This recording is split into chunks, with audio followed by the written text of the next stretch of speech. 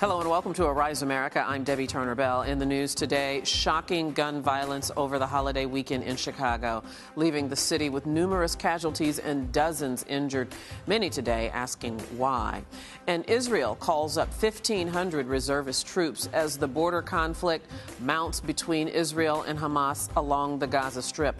And it's called Excellent Education for All, a new initiative put forth by the White House to ensure equal access to good teachers for students of all backgrounds. We will have that and a lot more right now on Arise America. From coast to coast, every culture, every angle. This is Arise America. There was a shocking level of gun violence over the Independence Day weekend in Chicago. Assailants shot at least 30 people from Sunday afternoon to Monday morning, bringing the long weekend to a bloody close. In all, officials recorded 82 shootings from Thursday afternoon to Monday morning. 14 of those victims are dead. In recent years, Chicago authorities have been working to reverse the tide of gang-related violence that plagues the city. In 2012, Chicago was the only city in the nation to record more than 500 homicides. Michael Lansue is the editor of Homicide Watch Chicago, and he joins us from Chicago. Welcome to Arise America, Michael. You report on the homicides that happen in this city all the time, but I'm wondering, how shocked are you by these numbers over this holiday weekend? Well, in the past, the 4th of July weekend has seen a spike in murders and shootings. But the violence this weekend was at a level that is much higher than what we've seen previous weekends this summer. It's not uncommon here to have 3, 4, 5 people killed, 20, 30, 40 people shot in a single weekend. But this weekend, there was a 77-hour stretch where there were 71 people who were shot, and 11 of them died. That is just unimaginable. Now, many of these shootings, or most of these shootings, happened under a variety of circumstances. Some of them apparently are gang-related. There were police involved shootings. Was there a common thread that ran through all of these?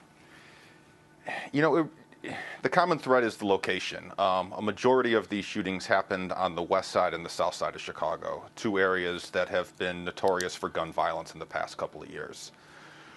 The south side Inglewood neighborhood alone saw a bunch of shootings. Some of them were gang-related, but definitely not all of them. And tell me a little bit about law enforcement. Of course, when we hear about spikes, and particularly gun violence like this, the next place the conversation goes is to law enforcement. Is this a matter of law enforcement not being efficient enough, there's not enough police officers on the street, or what is the problem to addressing such violence in the city? Well, Chicago police said today that they put hundreds of extra officers out on the street for this weekend. In the past, they have been looking at high crime areas and flooding those zones with officers. Sunday was a huge spike in shootings. You know, it was not a good weekend for them. No, to say the least. You know, I know that as a part of your regular reporting, you speak to victims, try to speak to as many victims as possible of these shootings. What have you learned so far about these victims over the weekend? Not a whole lot on these victims yet from the ones over the weekend. Some of them still remain unidentified. The family has not been notified yet on all of them. One of the things from over the weekend, though, a majority of the murder victims were, you know, Black and Hispanic men between the ages of 20 and 35. Only one woman was killed in the shootings, and a lot of them came from the same neighborhoods. You know, a lot of the shootings were on the west side and on the south side. The Chicago police has just released a report regarding the number of murders in the city. And did I read correctly that the number is down? And how would that even be possible? Well, the number is down in part because the number in 2012 was so high. When you're looking at 2013 to 2014, police are reporting about 8 fewer murders through June of 2014 compared to the same time period of 2013. A much larger percentage drop, about 35% from the first 6 months of 2012. But again, 2012 was extraordinarily high. While murders were down this year, though, police did report at the beginning of the month that shootings were up. There were more shootings in the first 6 months of this year than there were the 6 months of last year. And tell me about the residents in these neighborhoods. You said that's the one common thread, these two particular areas where most of this violence took place. How are the people? And because everybody there is not carrying a gun, everybody there is not shooting, and it is their community. How are they responding to this? You know, especially after this weekend, we've seen a lot of outrage over the shootings. You know, it's something that obviously it differs block to block, family to family, but, you know, even when the victim is a gang member, you know, we still see the families of these people are still, you know, they're still going through a loss. They're still making funeral arrangements. They're still trying to find money to bury their son or their daughter. And tell me just a little bit more about these two communities in terms of, you know, the level of poverty and other social pressures that are present in these environments. I mean, these are definitely areas that have high levels of poverty. The education there is, you know, it's a lot of public schools where the students are going down there. You know, the Austin community on the west side, over the past 3 years, it's had the most murders. They had about 95 murders in that community in 3 years alone. Going into this weekend, they had the most murders out of any community in the city. They already had 20 murders through the first 6 months of the year. I'm almost out of time, but let me just quickly ask you, Michael, in response to this spike of gun violence, has there been any promise from law enforcement or from Mayor Rahm Emanuel that there will be an increase in resources to those communities to try to bring this violence down? You know, nothing today, but the Chicago Police Department has been working closely with the Social Services Department in the city, trying to provide more summer job programs for the kids, more after-school programs. Police said today that they are still looking into the cause of the increase in shootings this weekend and called the shootings unacceptable. Unacceptable, and I would use my own word. It's just crazy. Absolutely. Michael Lansu, thank you so much. We do appreciate your report. Thank you. Turning now to a big story overseas, it's the escalating violence between Israel and Hamas militants in the Gaza Strip. In response to Israeli airstrikes, Hamas reportedly fired more rockets into southern Israel. And with hostility mounting, Israel is calling up its reserve troops. This growing violence stems from the kidnapping and murder of a Palestinian youth in apparent revenge for the abduction and killing of 3 Jewish teenagers. Earlier, I spoke with the Rise News correspondent Laura Burden from Jerusalem. Laura, it's been ever-increasing, escalating clashes between the Palestinians and the Israelis. I guess I'll just start off by asking, what's the latest? Yeah, absolutely, Debbie. I mean, the tensions are becoming incredibly heightened here. Only this morning we were seeing increased tensions going on in East Jerusalem, where Mohammed Abu Khader was originally kidnapped and subsequently killed. There were more youth throwing rocks and fireworks over at the Israeli police. They were responding with tear gas and rubber bullets. But it's actually what's more worrying is the spread of riots and demonstrations that are now taking place throughout Israel, stretching as far to the north as Haifa and Akka, and also down to the south in the Negev, where even the Bedouins are now having an uprising against the Israelis. So the Israelis say they're attempting to control any possibility of an intifada, as are the Palestinian Authority. Mahmoud Abbas has called for restraint on both sides. However, tensions are not only growing between the youth of East Jerusalem about the death of Mohammed, but also now in Gaza, where Israel are beginning a new military campaign. And there seems to be a bit of, I don't know if it's disagreement or division even amongst the Israeli government about how to respond to this. Prime Minister Benjamin Netanyahu seems to be trying to de-escalate the tension, making a phone call to the father of Mohammed. However, there are more hardliners, if you will, that want to take a much more aggressive stance. Tell us more about that. Well, Netanyahu was essentially attempting a ceasefire only a couple of days ago, an Egyptian-brokered ceasefire, and Hamas were also speaking to members of the parliament in Egypt to try and stop firing on both sides. However, the further right-wing members of the Israeli cabinet, in particular, the ever-fiery Avigdor Lieberman, the foreign secretary, was saying that Netanyahu's words of peace for peace and leaving it in the ballpark of Gaza was never going to work. However, the Israeli left has also said that this isn't going to work, and this has just been something that Lieberman has been baying for, essentially, for a long time, alongside revoking any Israeli citizenship from Palestinian protesters who they say actually have the right to protest. But Lieberman was calling for them to have the harshest punishments and, possibly revoke their citizenship. And Laura, before I let you go, let me ask you about these 6 Israelis, 6 Jewish young people who were arrested for the killing of Mohammed Abu Qadir. I've read reports that they have confessed. Is that true? Yes, indeed, Debbie, that's right. There's actually been a gag order imposed by the Israeli police to not release any names during this full investigation, as they're afraid this will only heighten tensions further, particularly if any of the Palestinians get hold of the names of the Israelis responsible. However, 6 people were arrested. 3 apparently, they not only admitted to the crime, but they reenacted the entire crime for the Israeli police. And they will be tried very soon. We're still waiting to see if there's confessions from any of the others and waiting for an extended gag order, which took place on Sunday. So they may well be releasing the names in the next couple of days. Yeah, I imagine how that is handled will also contribute to the atmosphere there. Laura Burden reporting for us from Jerusalem. Thank you, Laura. Now for some analysis, we turn to Maxine Dover. She is a photojournalist and correspondent for JNS, which is an independent nonprofit wire service that covers the Middle East. Welcome to Arise America, Maxine. Thanks for coming in. Greetings. You just returned from Israel.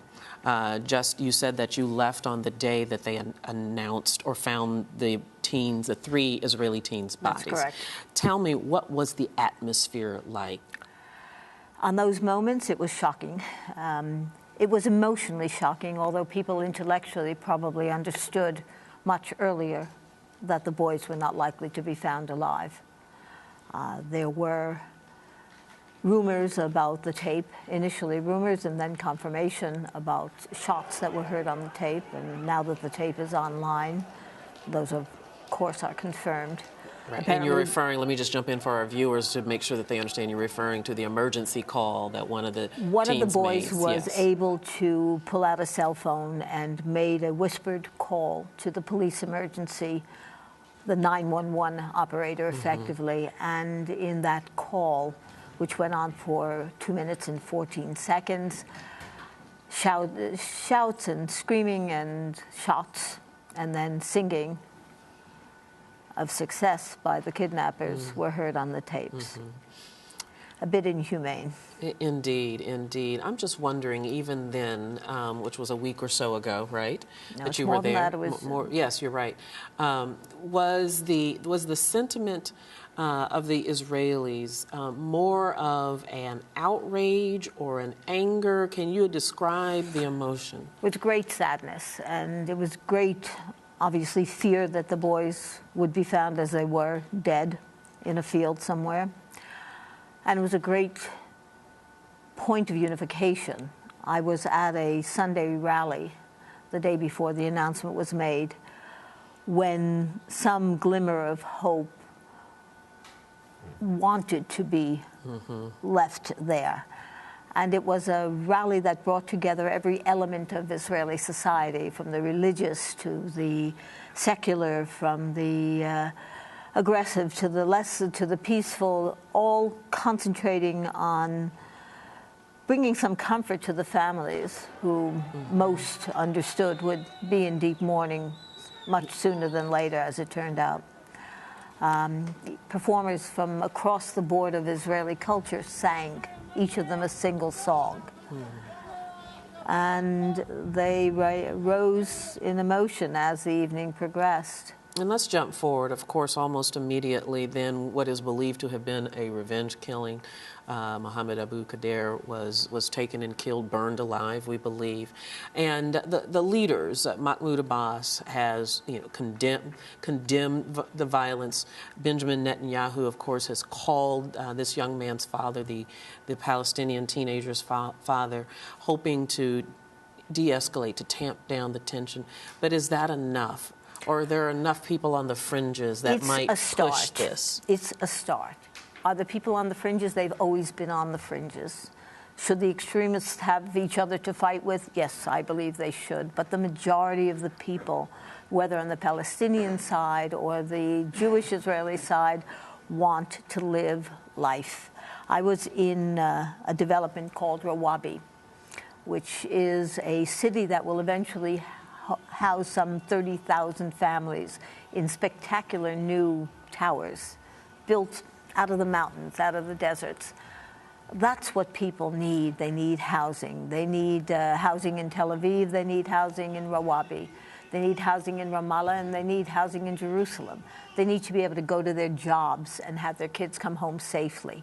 That, I think, is the desire of a major, major majority of both Palestinians and Israelis.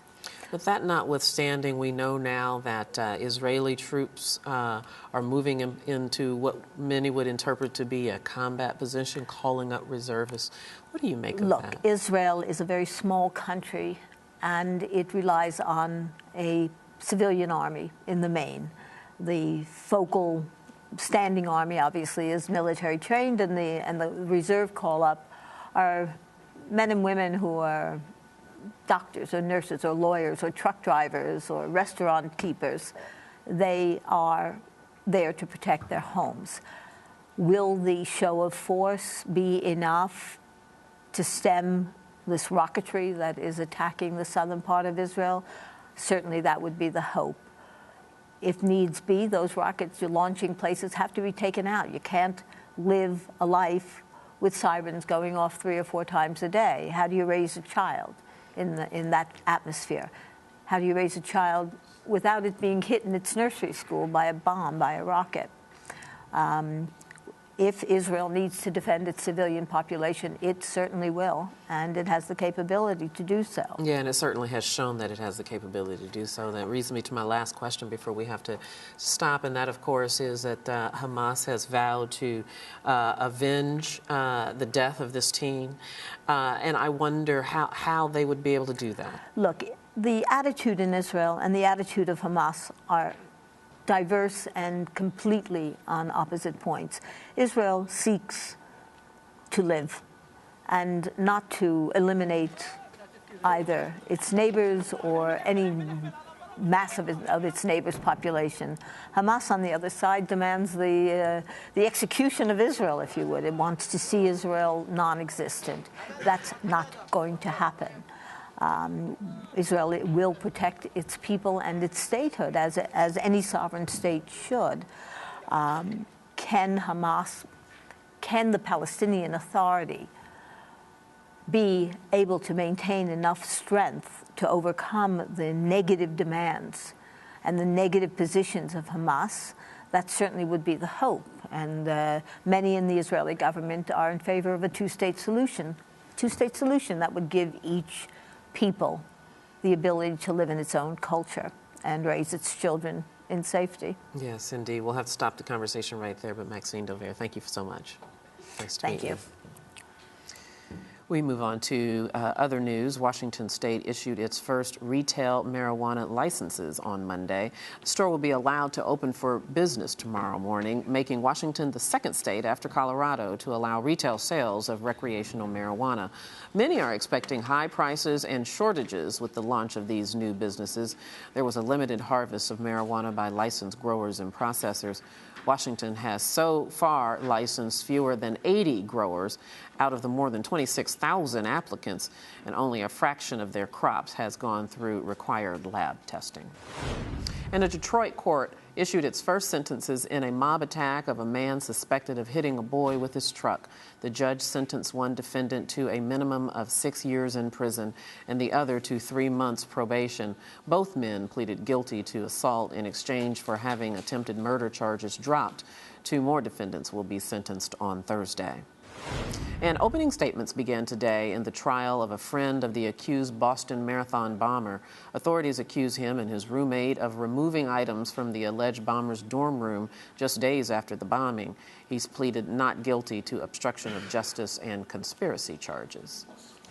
And a hazardous chemical incident at a Massachusetts elementary school on Monday caused 1 death and sent 10 others to the hospital. The person who died was a school employee who was working in the building. School was out of session, but it was unclear whether any students were on campus at the time. And still to come on Arise America, a new push by the White House to give all students equal access to great teachers. Also, in the Oscar Pistorius trial, on the last day of cross-examination of the defense's star witness, is the prosecutor able to poke enough holes in his testimony? And the danger of cell phones on airplanes, why you might have to leave your phone behind if you can't power up before you board, when we come back.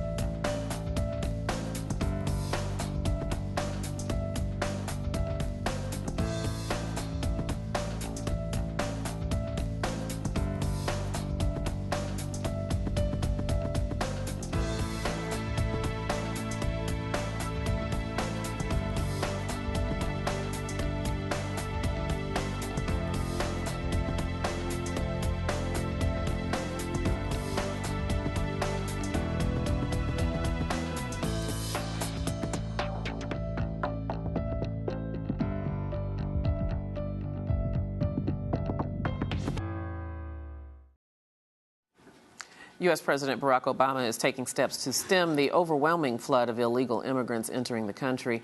Arise News Washington correspondent Colin Campbell joins us from our nation's capital with this story and more. Hey, Colin. Hi, Debbie. There has been some controversy lately over the latest statements from the White House addressing the immigration crisis at the border. The White House says that many of the children, tens of thousands of children who crossed into the United States from their respective countries, some looking to escape some of the extreme conditions there, will most likely be deported. Now, a lot of these children would be seeking asylum. It's very difficult to actually be granted asylum in some cases, and it looks like it'll be even more difficult for many of these children, according to the White House. They would have to prove that they're being persecuted in their home countries. Even though some of them face some very dire situations back at home, they may not be able to prove that specific point. And the White House is saying that this will most likely happen over the next several weeks, where a lot of these children will be moved into a state of deportation. President Obama has asked for $2 billion for additional resources at the border. Some of that will go to securing the border. Other of those resources, however, will go to dealing with the court cases for tens of thousands of children or mothers with their children. This would employ extra judges, magistrates, attorneys, and those who are trying to defend the children's rights, but also try to get them on a fast track back to their home countries, Debbie. Colin, very quickly before we move to the next topic, any reaction from Capitol Hill on this initiative? Well, Capitol Hill says that this is something that has been a long time in the making. You have those on both sides of the issue. Many in Congress who are for stronger immigration policies say that because of President Obama's alleged lack of being stringent at the border, served as encouragement for a lot of people to flood across the border. And then you have those who are on the other side of the issue who say that the president really should be going through Congress and trying to process some of these children children because the congressional legislation has safeguards for these children to stay in place, to stay in the country because of their age. But instead, if the president uses more executive action, that is really raising the ire of some people in Congress who say that he really should be going through the legislative steps and the legislative process to get this all done. And Colin, on another topic, as I understand it, some states are going to lose what some might characterize as critical money for infrastructure. Yeah, of course, we've been reporting this a lot on Arise, and that's the crumbling nation's infrastructure, and President Obama's struggle to get the Highway Trust Fund funded. And of course, this is a congressional issue. We've also talked about congressional gridlock, and this is something that is affecting the Highway Trust Fund. Anthony Fox, the Transportation Secretary, says if the Highway Trust Fund isn't replenished by next month when it's due to run out, states could lose about 28% of their funding. And of course, the gas tax has been something that's been keeping the Highway Trust Fund afloat, but the demands of the nation's infrastructure today, the gas tax is just not keeping up with that high demand, Debbie. All right, Colin, thanks so much for the update. We'll see you tomorrow. All right, see you tomorrow. U.S. President Barack Obama announced an initiative Monday to enforce a federal mandate that requires states to give students of all ethnic and socioeconomic backgrounds equal access to quality teachers. We want to make sure every child has that access to excellent teachers, and we're very confident that if we can lift up what works, that there are going to be a lot of states that want to adapt it. The president made the announcement at a meeting of Secretary of Education Arne Duncan and a roundtable of teachers. The new initiative is called Excellent Educators for All. It's a long-ignored mandate of the No Child Left Behind Act. And joining us here to talk a little bit about this is Professor Terry Watson. She's an assistant professor in the Department of Leadership and Special Education at the City College of New York. Welcome back to Arise America. It's good to see you, Terry. Thank you, Debbie. Thanks for having me. Okay, so this is making a bit of a splash, but it's really a part of the No Child Left Behind Act that's been around all along. So much criticism of the No Child Left Behind. Is this an important part of this law to be focusing on now? Indeed it is. And while similar language was included in the 2001 No Child Left Behind Act, it has yet to be acted upon, meaning that hopefully this initiative will really encourage states and districts to really try to find a way to make sure that highly effective teachers are in urban classrooms and communities. Let's take a step back and just give us an idea, Terry, of how students, these high-need students, if you will, in these high-risk areas, how they are put at a disadvantage to continuously be put before teachers that either aren't, that are underperforming or aren't qualified to teach these subjects. What does it do to those students and their education? Well, historically, poor-performing schools were found in poor-performing districts and communities, meaning that if schools performed well, they usually had, I guess, first choice at best teachers. Teachers are placed oftentimes by districts, and with tenure in effect in many states still, many teachers would simply elect not to go to a poor-performing school. They would opt to go to a school that secured more or, I guess, better student outcomes, and oftentimes that would disadvantage historically marginalized schools and communities. So hopefully this initiative won't just put money at the issue per se, but it'll really encourage teachers and districts, moreover, to really look at how we place students at a greater disadvantage by further by trying to find a nice way to put it. Because I am mindful. Well, we have to be more mindful about who we place in front of our children and really make a systemic effort to be mindful and make meaningful plans to not just say do it for a year or two, but how can we keep them in for 3 to 5 years, 7 to 10 years? Because not just teacher turnover is disadvantaging urban schools and communities.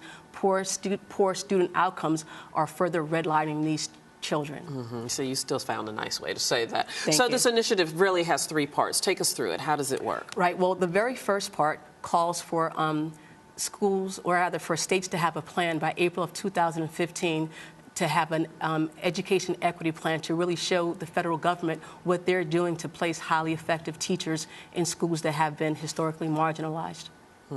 So, you know what, as I was reading the information, and you posed a question in the conversation with our producer, and you said the question that really needs to be asked is, how do we get better teachers in these high-need schools? So I want to just ask you that question. How do we go about doing that?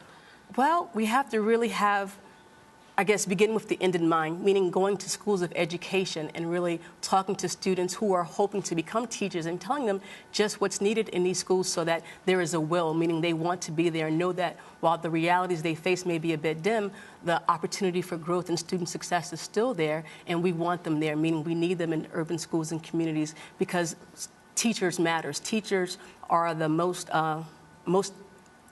teachers really determine in a big way student success. Parents do matter, leadership matters, but teachers are the primary determinants of student success. I really do believe. So we really believe, have to be mindful of who we place in front of them. Teachers and we want are the teachers to want to be there. Absolutely. They're the backbone of the community. Quickly, let me just ask you this. Then how do we define a better teacher, an excellent teacher? Because that's the crux of this. And that's just it. Not only should we look at strong student outcomes in terms of data and standardized testing, but we want to look at effectiveness with an A, meaning who's providing the emotional support, the soft skills needed to help students become successful. So I think when we look for excellent teachers, we should be very critical of just what is excellent. Yes, we want strong data outcomes, but we also want teachers who have great rapport with students, teachers who are effective with an A, that are caring, that really take seriously the need to act in loco parentis, meaning in the place of the parents. Yeah, and test scores can't be the only parameter Exactly, for that. not at all. All right, we'll have to stop right there. Terry Watson, thank you so much. Thank you for Good having to see me. you. You're watching Arise America.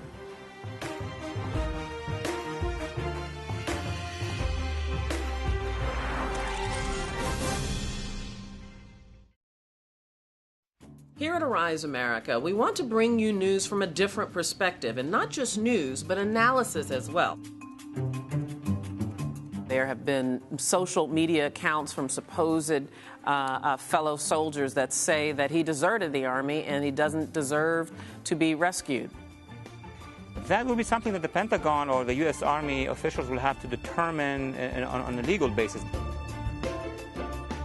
When it comes to mental illness, I think we're getting to that stage where we may need a national conversation on mental illness. I think the VA system needs a whole overhaul. And, you know, everybody needs to go and see what's going on, see how our vets are being taken care of, and something needs to be done. And how many more patients are going to have to die? And how many more patients are going to have to wait to get care? And they just give up, and they get frustrated. I wanted to give up.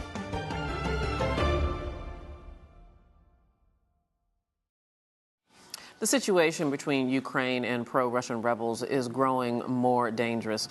Now that Kiev and insurgents in the east have apparently given up on a new ceasefire, the violence is escalating. There's news that 3 bridges have been destroyed on a road leading into the eastern city of Donetsk. This comes ahead of an expected government offensive to retake control of the region. This follows a weekend of clashes between the two sides. Earlier, I spoke with the Rise News correspondent Johannes Anderson, who is in Kiev, Ukraine. Johannes, the fighting has escalated, especially since President Petro Poroshenko called off the ceasefire. What's the latest on the ground there?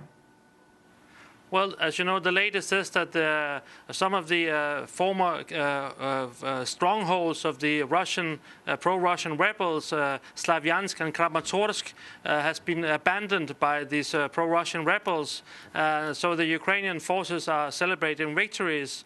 But also we see otherwise elsewhere on that the pro-Russian forces are still battle ready. They have been bombarding the airport in Luhansk, held by Ukrainian forces, with 6 heavy battlefield tanks.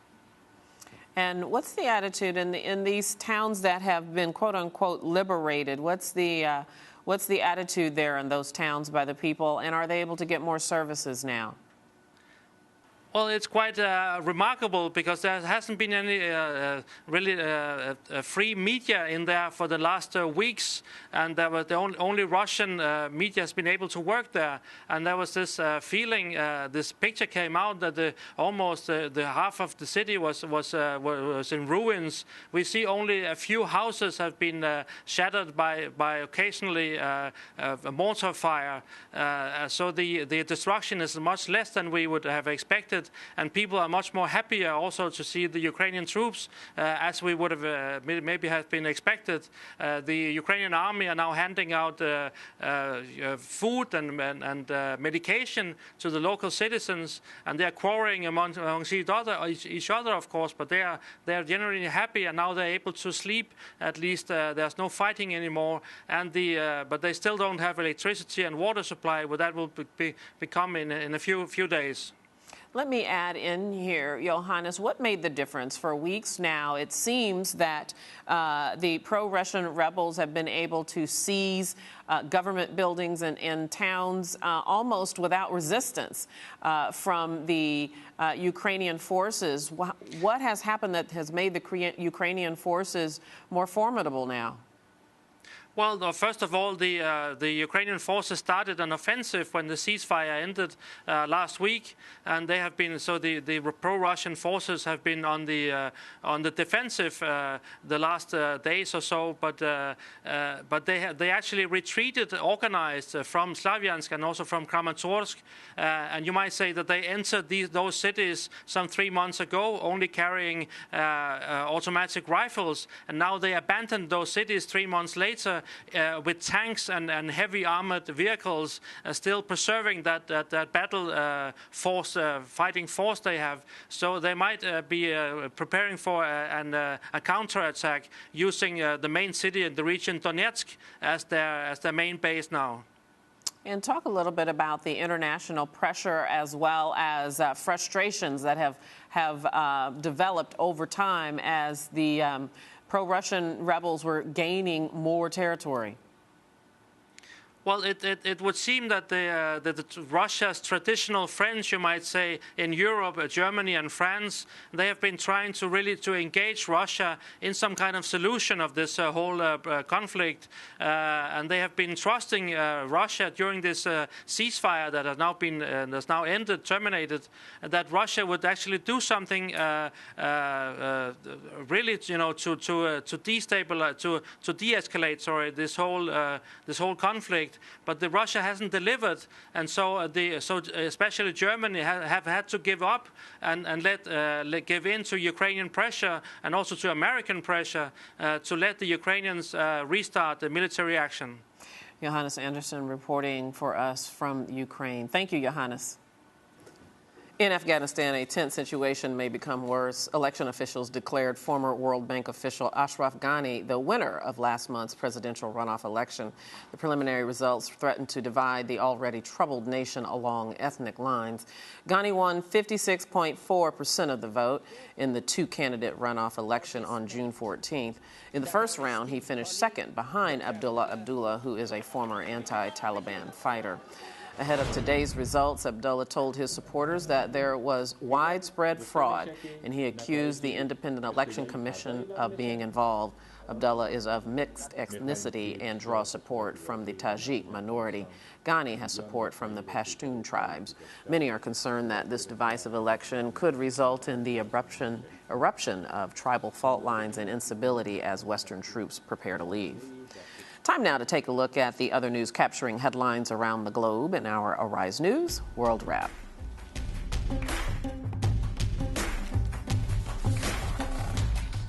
Australia's immigration minister defended the government's decision today to return a boatload of 41 asylum seekers back to Sri Lanka.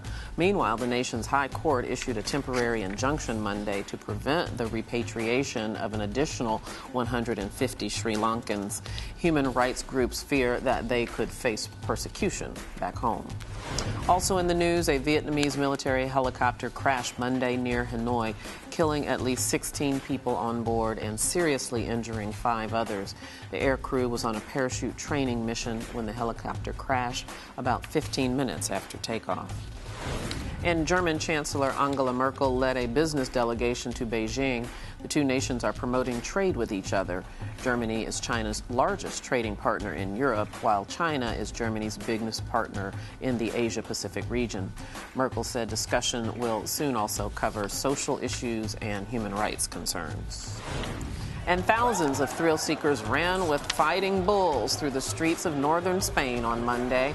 A sharp-horned bull struck one runner in the thigh, and Red Cross officials said 4 other participants were also injured. Thousands of tourists flock to the annual festival each year to experience the adrenaline rush and the goring. And that is the Arise News World Wrap.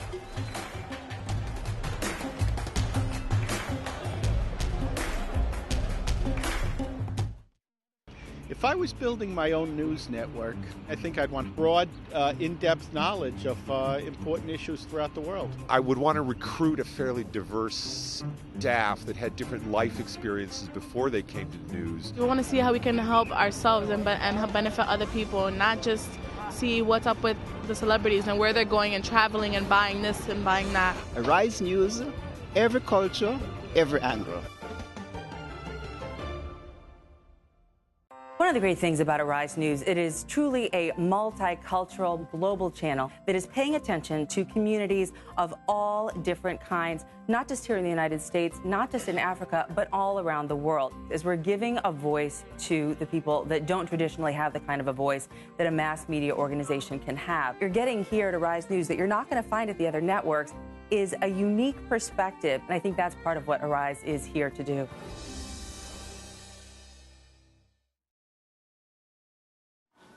Turning now to Africa, political unrest is growing in Kenya. Scores of people rallied Monday in Kenya's capital, Nairobi, against President Uhuru Kenyatta. Police fired tear gas to disperse the crowd of anti-government demonstrators.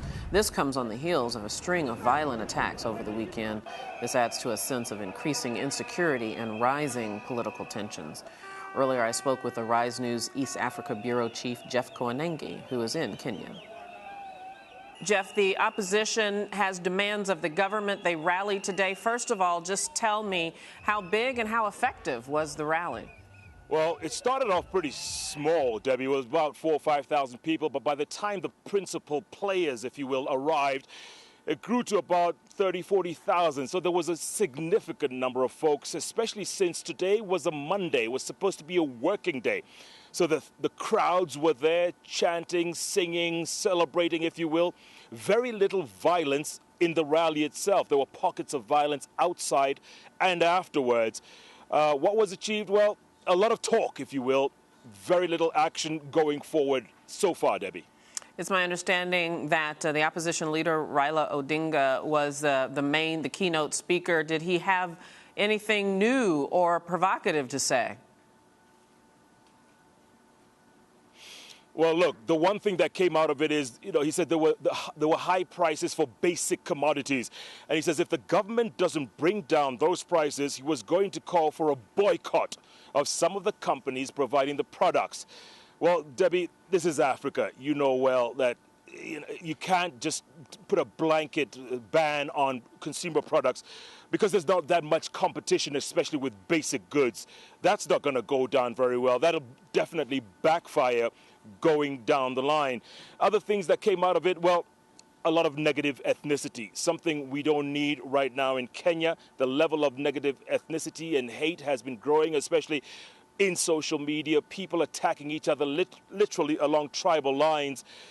That's beginning to get uglier by the day, Debbie, and that needs to be curbed going forward. Some of the demands, as I understand it, Jeff, of the opposition is, of course, better services and resources for the people, also increased security. How widespread is this sentiment across the land? It's across the land, literally, Debbie. Everyone has the same sentiments. We know the challenges that this administration has. We know crime and insecurity are high. We know that corruption and impunity are at an all-time high. We know that these have to be tackled. And the government has said repeatedly, we are doing the best that we can. We've only been in office 1 year, they keep saying. Give us time. We have a 5-year term. You can challenge us at the next election. But for now, this is what we're going to be doing. And they've been going about it for the most part. It's just that, let's face it, there's been a lot of distractions.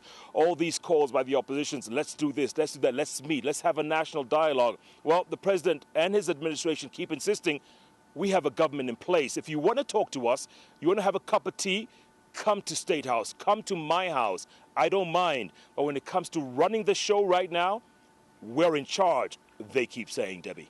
Has there been any official response from the government to today's rally? None whatsoever, but you can bet your bottom dollar, Debbie, that in the next 12 to 24 hours, the government is going to come back and start poking holes at the rally, poking holes at the opposition, poking holes at opposition leader Raila Odinga, Debbie. And what does the opposition say is their next step after this? Well, that's what we've all been asking, Debbie. They had said that July the 7th, a significant date, by the way, in Kenya's history, because 24 years ago, the then opposition demanded a change in the constitution, which led to multi-party democracy. This was a very significant date. Everyone is asking that same question you asked. What happens next? Well, I guess the simple answer to that is stay tuned, Debbie. I know that you'll be monitoring it and bringing us the update. Jeff Koinange reporting for us from Nairobi, Kenya. Jeff, thank you. The Oscar Pistorius trial continued on Monday. The South African Olympian is on trial for fatally shooting his girlfriend, Reva Steenkamp, on Valentine's Day of last year. There was discussion today about a video in which Pistorius reenacts the night he fatally shot his girlfriend. Arise News correspondent Nastasia Tay joins us from Johannesburg, South Africa, with the details of today's testimony. She joins us on the phone. Nastasia, I know that Harry Nell was relentless. This is for the third day of testimony of Professor Wayne Derman. Was he able to poke enough holes in his testimony to neutralize his effectiveness for the defense? Well, Debbie, you're absolutely right in saying that Harry Nell was incredibly ferocious today, as he usually is. Now, he really did go for Wayne Derman because he has been the defense's star witness. So over the course of 3 days of testimony, he actually gave some very compelling evidence, speaking about how Oscar Pistorius' disability really made him very vulnerable and deeply fearful, a side of him that people perhaps don't often see, and that he, as a double amputee, might make different decisions than an able-bodied person facing this perceived attacker in the toilet. Now, what Harry Nell managed to do today, as he rounded up his cross-examination, was to get a really, really crucial admission from Wayne Derman. Now, really, the entire state case rests on whether or not they can show intent, whether they can show Oscar Pistorius had an intent to fire his gun, even though he believed there was someone on the other side of that door, and that the firing of his pistol could hurt and possibly kill that person. In South African law, that's murder, and that carries a 15-year prison sentence, a mandatory 15-year prison sentence. What he did end his cross-examination with today was to get Wayne Derman to actually say the line, "From what I understand, my lady, it was my intention, it was his intention to shoot." So that's incredibly crucial, this idea that Oscar Pistorius understood what he was doing, understood the possible consequences of his actions, and yet continued anyway. And that's a very interesting point. I wonder if you can just give me a little analysis on this, Nastasia. If the prosecution has successfully shown the judge that Oscar Pistorius intended to kill whoever it was on the other side of that bathroom door, does it even matter whether or not he thought it was an intruder? Well, ultimately, it comes down to his whole defense strategy. And right from the beginning, he's gone with a defense of putative self-defense. That really means that he needs to show that he believed that his life was in danger and that he feared for his life.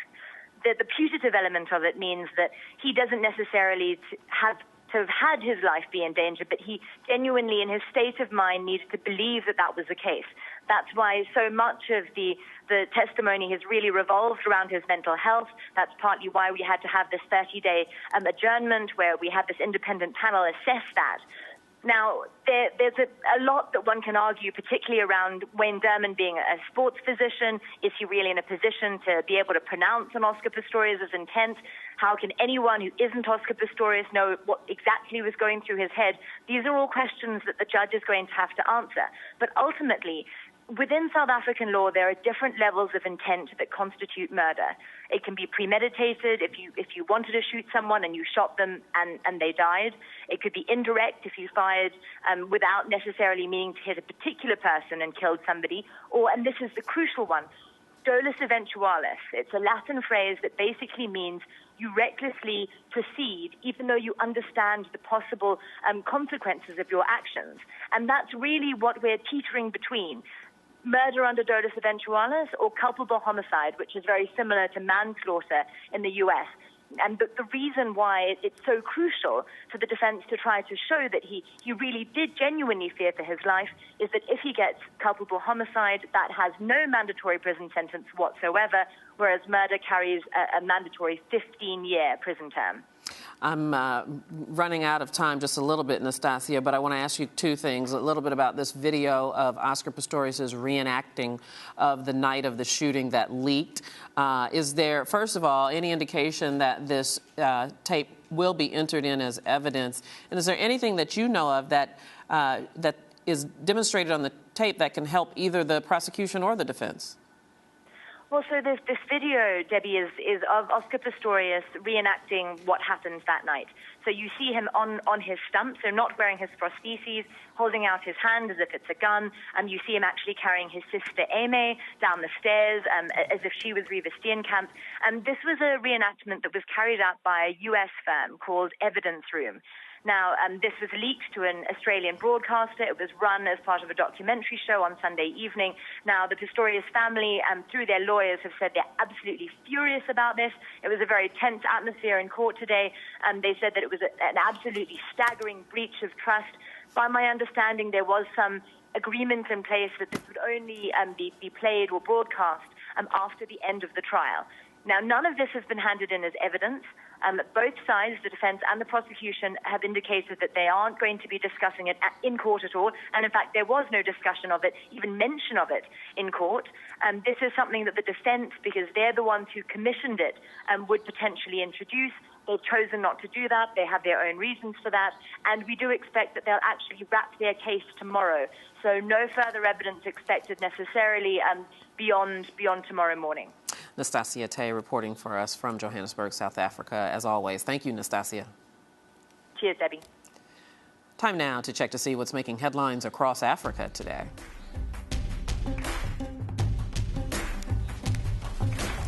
There are reports that more than 60 women and girls managed to escape from the Islamist group Boko Haram. The militants seized them last month from a raid on their village in northern Borno State. Boko Haram is believed still to be holding 200 schoolgirls abducted from Chibok in April. And Ugandan authorities arrested more than 80 people suspected of involvement in a series of coordinated attacks on military targets. At least 58 people died in the clashes, including at least 40 gunmen.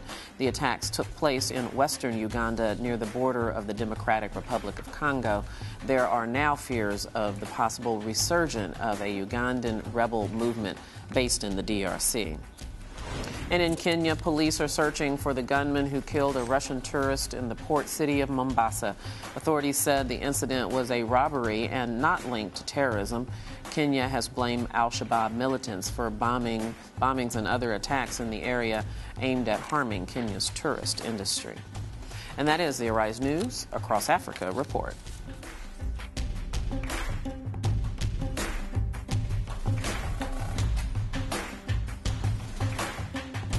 We have this late-breaking news for you. A federal judge approved a preliminary settlement between the NFL and more than 4,500 retired football players.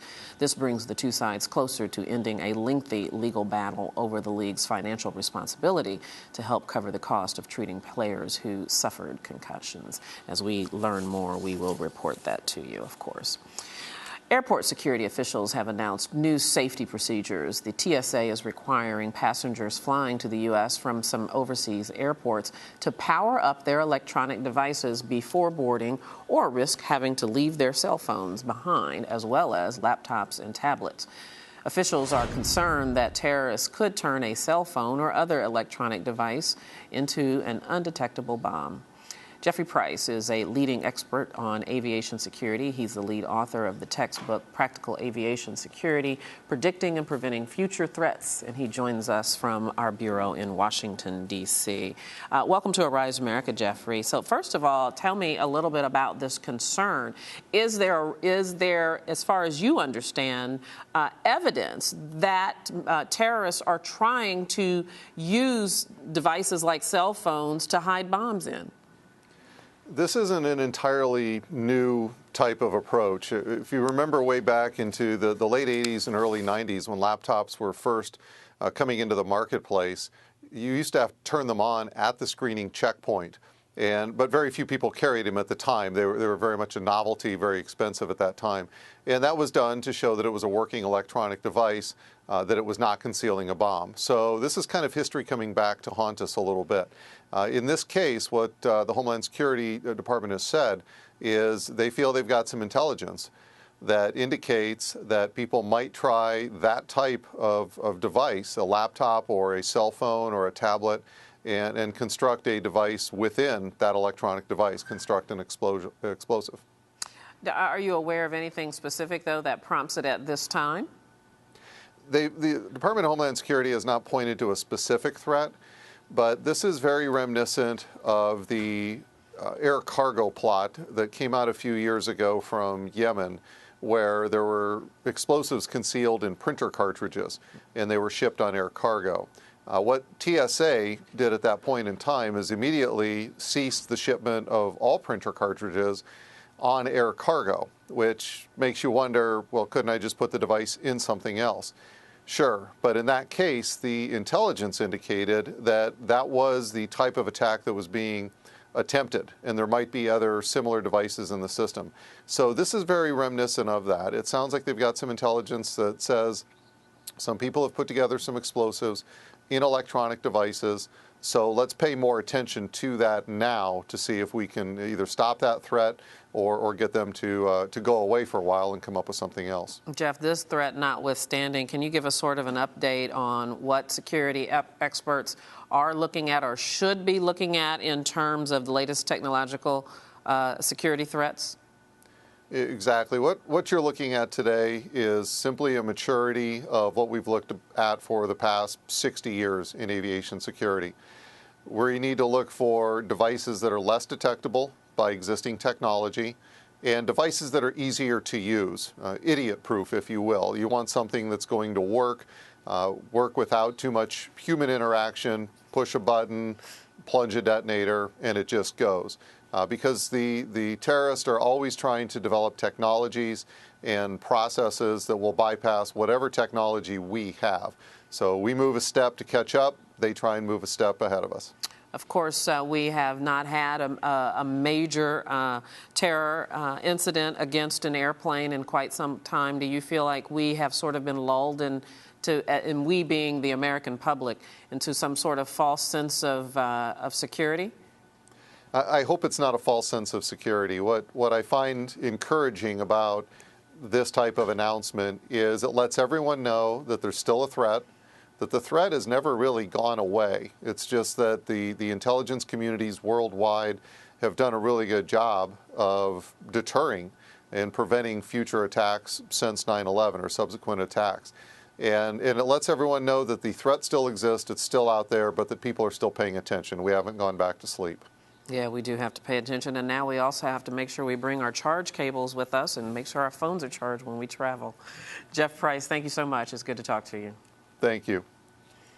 That's going to do it for this edition of Arise America. Thank you so much for being here with us. We do hope you'll join us again tomorrow. I'm Debbie Turner-Bell. Have a great day. See you soon.